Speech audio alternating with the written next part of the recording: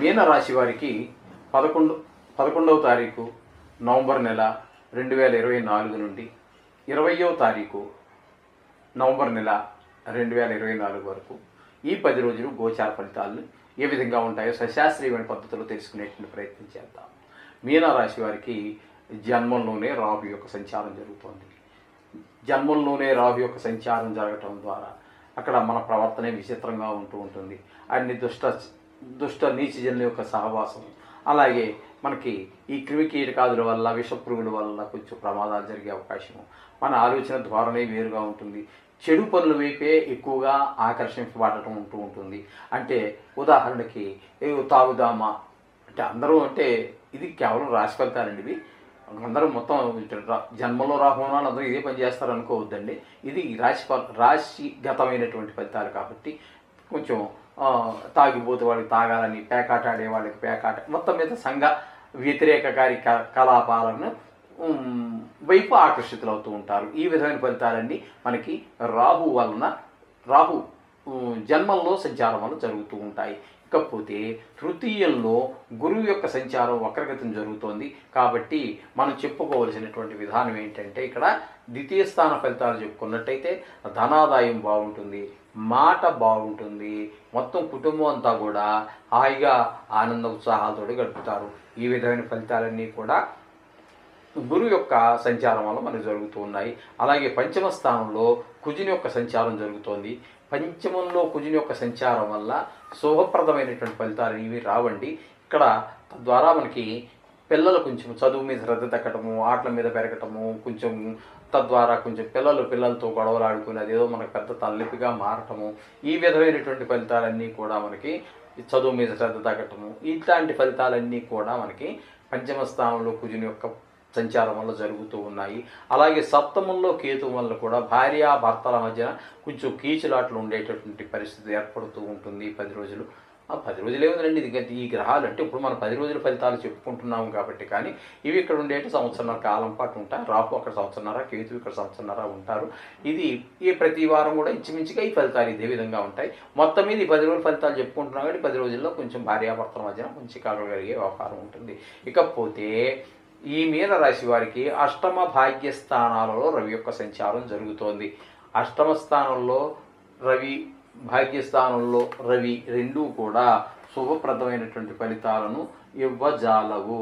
ఇక్కడ ఏంటంటే కొంచెము భాగ్యస్థానంలో అష్టమ స్థానంలో ఉన్నప్పుడు కొంచెము రాజదండన, మొత్తం భార్య వల్ల కొంచెం పీడ, అలాగే కొంచెం పెద్ద కష్టం రావటం, ఇలాంటి ధన నష్టం, కలహం, ఇలాంటివన్నీ అష్టమ స్థానంలో ఉన్నప్పుడు. భాగ్యస్థానంలో ఉన్నప్పుడు అంటే రెండు ప్రతికూలమైన ఫలితాలే, కానీ ఆ ప్రతికూలమైన ఫలితాల్లో కూడా తేడాలు ఉంటాయి.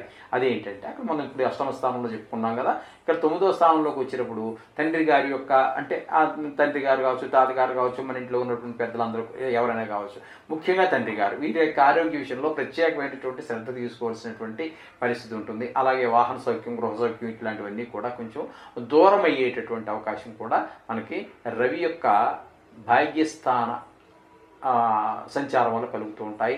అలాగే బుధుని యొక్క సంచారం కూడా భాగ్యస్థానంలో జరుగుతోంది.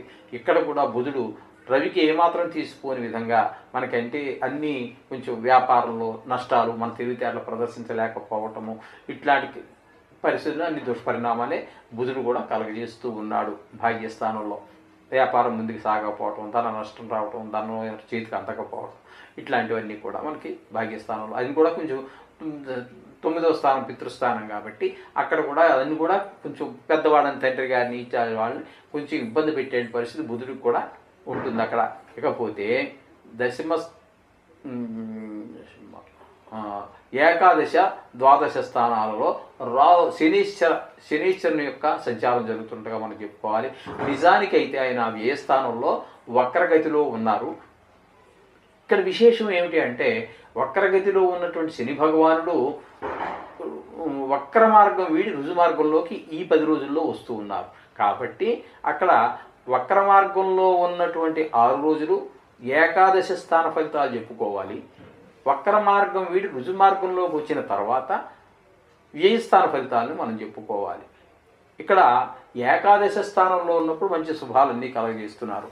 అక్కడ ఏంటంటే లాభం అంటే ధన సంపాదన బాగుంటుంది, వ్యవహార శైలి బాగుంటుంది, అలంకారాలు ఆయుర్దాయాలు ఇటువంటి అన్నీ కూడా బాగుంటాయి. ఇక్కడ ఆదాయం అన్నీ బాగుంటాయి. 11వ స్థానంలో. అదే 12వ స్థానంలోకి వచ్చాక కొంచెం శత్రుభయం, మనోవిచారం, కలత నష్టం ఇది ఒక కొద్ది రోజుల పాటు, ఒక 4 రోజుల పాటు ఉంటుంది. వీటికి చాలా చిన్న విషయం కాబట్టి వీటిని మీరు పెద్దగా పట్టించుకోవాల్సిన పని లేదు. గోచారాన్నే అలా అని చెప్పి పూర్తిగా దాన్ని తృణీకరించడానికి లేదు, కానీ చాలా తక్కువ కాలం ఉంటూ ఉంటాయి, చాలా త్వరగానే గడుస్తూ ఉంటాయి. కాబట్టి వీటికి పరిష్కారాలు చేసుకుంటూ ఉండండి. రోజు నవగ్రహాలకు సంబంధించి ఏదో ఒకటి చేసుకోండి.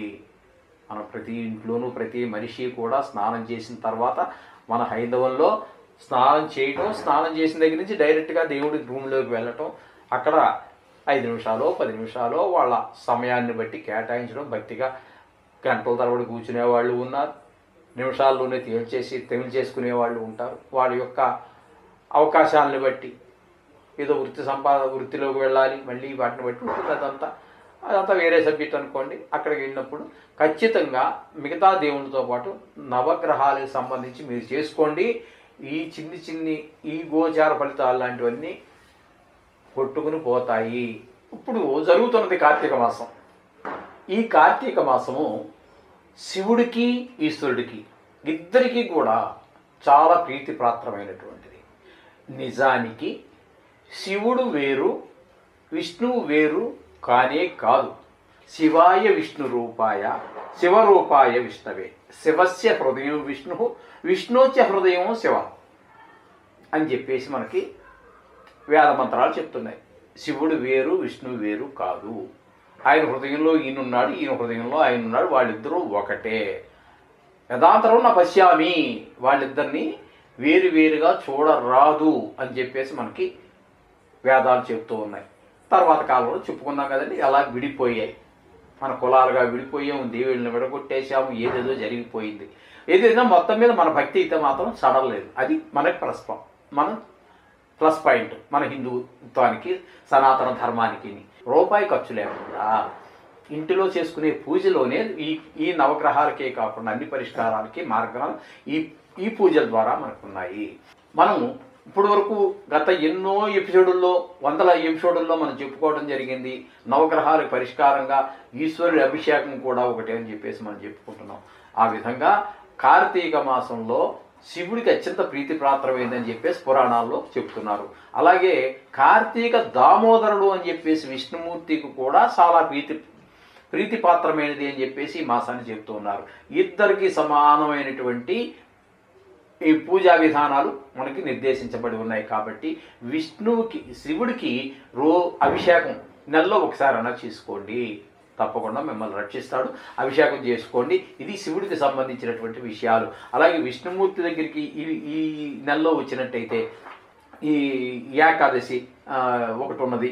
అలాగే చాలా పూజలు కూడా మనకి గోపాష్టమో ఏదో ఒకటి ఉంది, అది కూడా. ఇవన్నీ వైష్ణవానికి సంబంధించినటువంటివి ఉన్నాయి, అది కూడా చేసుకోండి. ఈ నెల రోజులు కూడా బయట వాతావరణం ఎంతో ఆహ్లాదకరంగా ఉంటుంది. చలిలో చలి ఉంటుంది, ఎండలో ఎండ ఉంటుంది, వేడి ఉంటుంది. ఈ 12 మాసాలలో భగవద్గీతలో శ్రీకృష్ణుడు చెప్పాడు, మార్గశీర్షోహం అనేసి, మాసానం మార్గశీర్షోహం అని.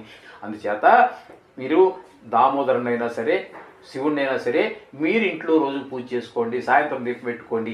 ఇక కార్తీక పౌర్ణమి రోజుకి వచ్చినట్లయితే చాలామంది ఈ నెలలో ఏ రోజైనా సరే ఈ ఇప్పుడు కొన్ని సందర్భాలలో మనం ప్రతి నిత్యము దీపారాధన ఆడవాళ్ళు చేయవచ్చు, ఆడవాళ్ళు కూడా కొన్ని రోజులు చేయలేకపోవచ్చు, మగవాడు చాలా తక్కువ రోజులు చేయవచ్చు, దండం పెట్టుకుని పోతూ ఉంటాడు. అటువంటి సందర్భాల్లో ఎక్కువ తక్కువ వచ్చినప్పటికీ కూడా సంవత్సర ఫలితం మీకు రావాలి అన్నట్టయితే 365 ఒత్తులు, 365 రోజులు అండి సంవత్సరానికి.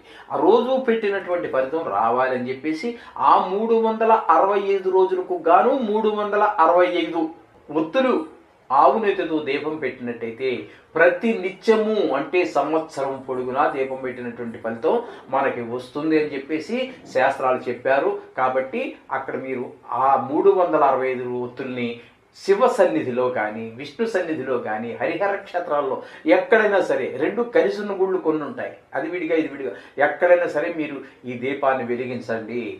మీ రోజు దీపం పెట్టి నిన్ను ప్రార్థించినటువంటి ఆ పుణ్యాన్ని మనం ప్రసాదించు తండ్రి అని ప్రార్థించండి. అలాగే ఇంట్లో ఇవన్నీ కొత్తవేమీ లేదండి. ఒక్క 365 ఒత్తులు కొంచెం నెయ్యి చుక్క, దీనికి ఏముందండి.